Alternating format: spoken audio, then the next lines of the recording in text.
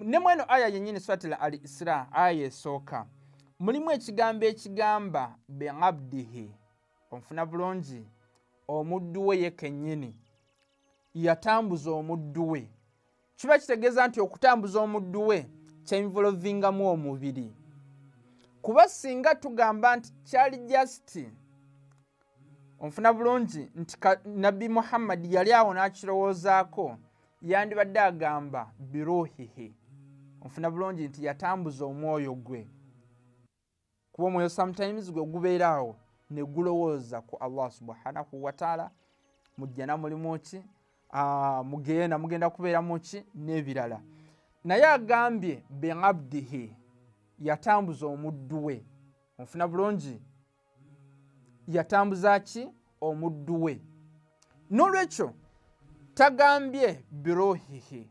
Singa agambye biruhihi twandibadde tugamba nti just nabbi Muhammad yakirowoozaako bulowooza naye teyatambula.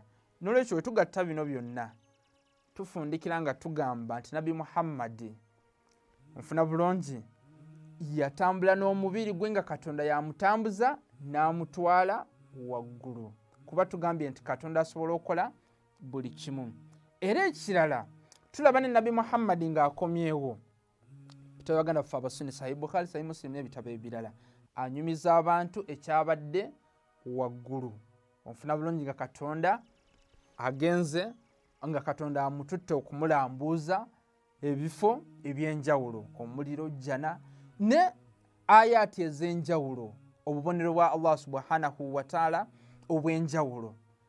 Abamu we bagaana okumukkiriza ne bagamba nti alimba, Katonda wabanga amudifendinga agamba nti bismillahirrahmanirrahim, surati Najm aya 3 paka kwa aya 4, wama yantiku anil hawa in huwa illa wahyun yuha, tayogera kintu kyonna okuggyako nga bubaka.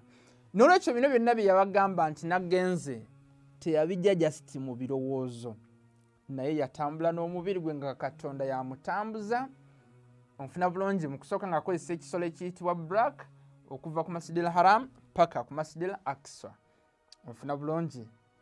Waava wano Jibril yennyini alayhi salatu wassalam n'akola ki, n'amwetambuliza. N'olwekyo awo tulaba Katonda akikiriyalinga bulungi.